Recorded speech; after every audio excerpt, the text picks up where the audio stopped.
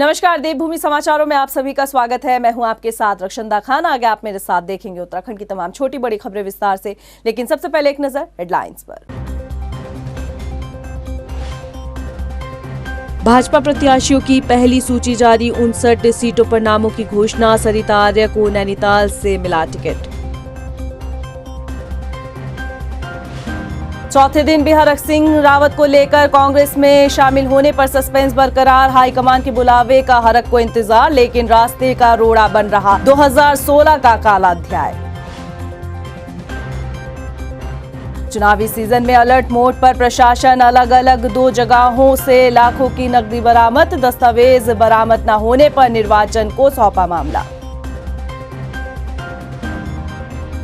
और प्रदेश भर में आज से बदला मौसम का मिजाज। पूर्वानुमान के मुताबिक बर्फबारी और बारिश के आसार। कड़ाके की ठंड से फिलहाल राहत नहीं। हेडलाइंस के बाद बुलेटिन में खबरें विस्तार से, और बात सबसे पहले बड़ी खबर की करते हैं। भाजपा ने 59 सीटों पर प्रत्याशियों की नामों की घोषणा कर दी है, जिसमें 10 नए नाम शामिल किए गए हैं। भाजपा ने पहली सूची में करीब 10% महिलाओं को भी टिकट दिया है। बता दें, सीएम पुष्कर सिंह धामी खटीमा से रण में उतरेंगे, तो वहीं भाजपा प्रदेश अध्यक्ष मदन कौशिक हरिद्वार से ही मैदान में उतरेंगे। जानकारी है कि भाजपा ने प्रणव चैंपियन के टिकट को काटकर खानपुर से उनकी पत्नी देवयानी को मैदान में उतारा है।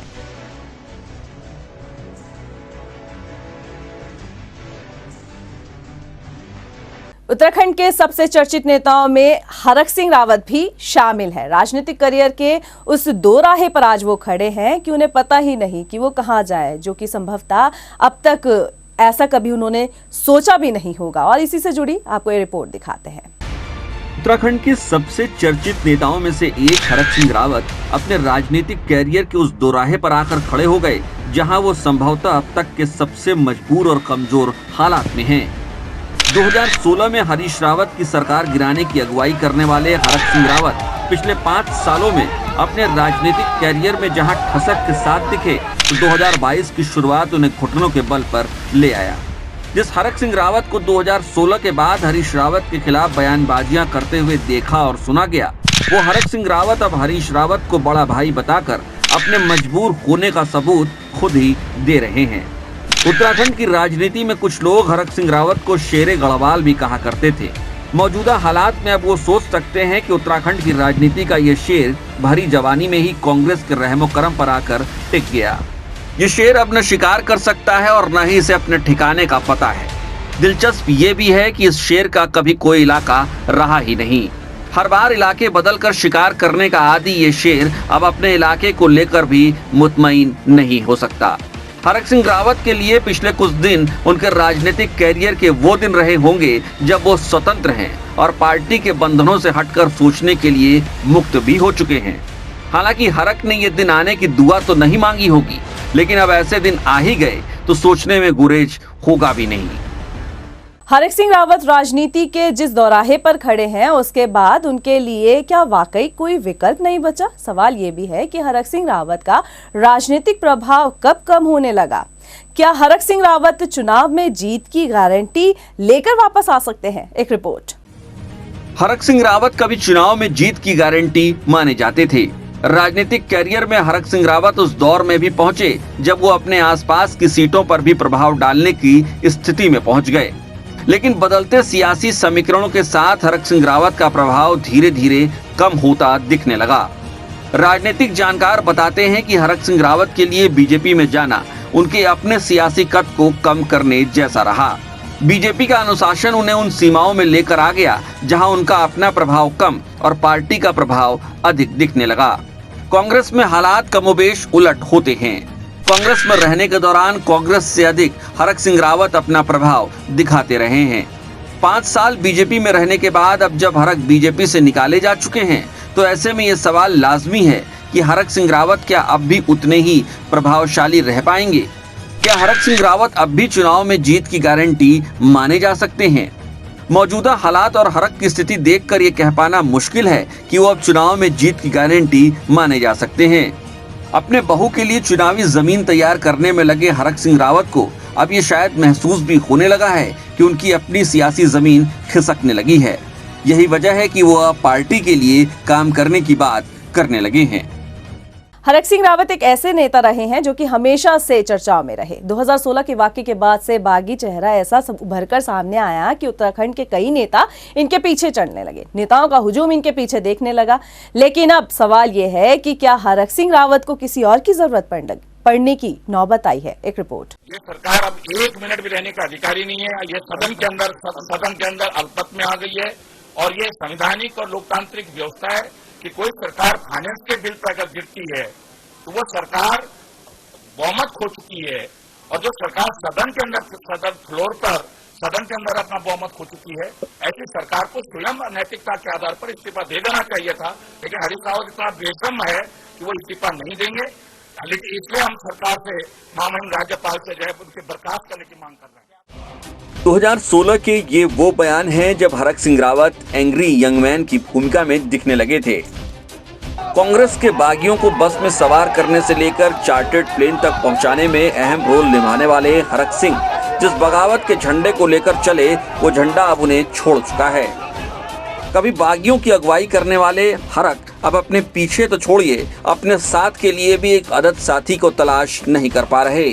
हालात यूं बदले कि कभी दांत काटी दोस्ती रखने वाले उनके राजनीतिक सखा भी उन्हें दूर से भी देखना नहीं चाहते।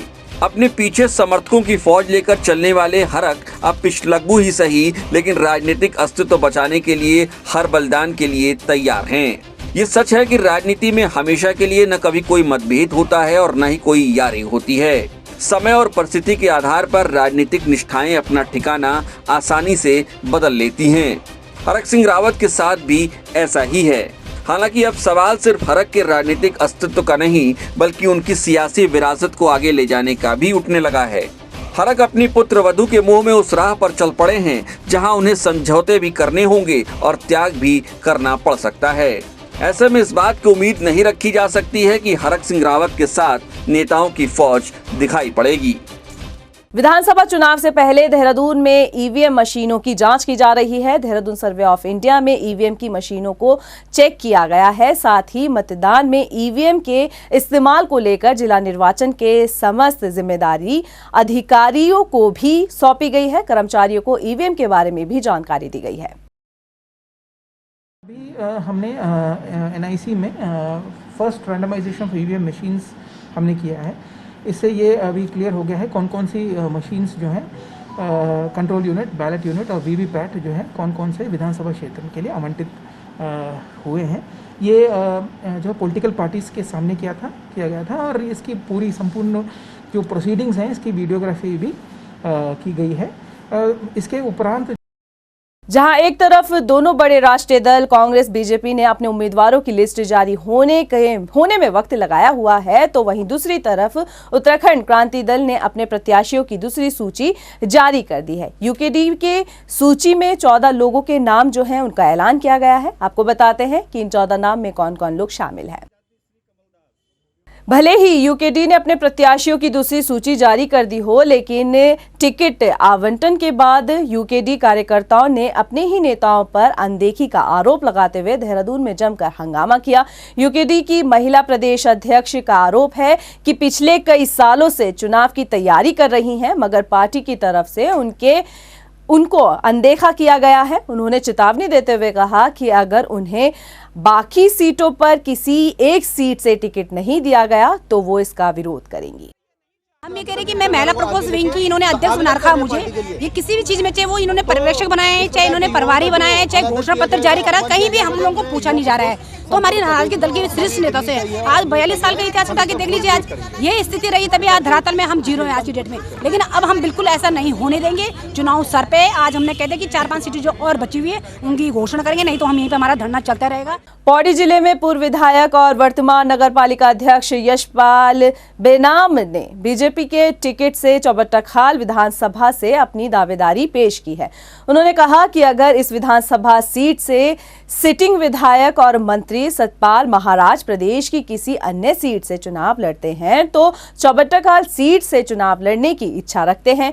यशपाल बेनाम ने कहा कि अगर उन्हें टिकट मिलता है तो वो पार्टी के उम्मीदों पर खरा उतरते नजर आएंगे। वार्ता में मैंने एक बात कही है कि मैं चौबट्टा खाल से अपनी दावेदारी मैंने जिलाध्यक्ष संपत सिंह रावत जी को अपनी दावेदारी का पत्र प्रस्तुत किया है। हालांकि मैं मानता हूं कि वहां से 2 बार के विधायक और वर्तमान में कैबिनेट मंत्री जो कि जिनका एक बहुत बड़ा वजूद राजनीति में भी है, आध्यात्म में भी है, उनकी पर्सनैलिटी भी भरपूर है वो, तो मैंने चौबट्टा खाल से दावेदारी इसलिए प्रस्तुत की है क्योंकि मैं चाहता हूँ कि सतपाल महाराज इस राज्य का नेतृत्व केंद्र में करें। और फिलहाल इस बुलेटिन में इतना ही। मुझे दीजिए इजाजत, लेकिन चलते चलते एक नजर हेडलाइंस पर। नमस्कार। भाजपा प्रत्याशियों की पहली सूची जारी, 59 सीटों पर नामों की घोषणा। सरिता आर्य को नैनीताल से मिला टिकट। चौथे दिन भी हरक सिंह रावत को लेकर कांग्रेस में शामिल होने पर सस्पेंस बरकरार। हाईकमान के बुलावे का हरक को इंतजार, लेकिन रास्ते का रोड़ा बन रहा 2016 का काला अध्याय। चुनावी सीजन में अलर्ट मोड पर प्रशासन, अलग अलग 2 जगहों से लाखों की नकदी बरामद। दस्तावेज बरामद न होने पर निर्वाचन को सौंपा मामला। और प्रदेश भर में आज से बदला मौसम का मिजाज। पूर्वानुमान के मुताबिक बर्फबारी और बारिश के आसार। कड़ाके की ठंड से फिलहाल राहत नहीं।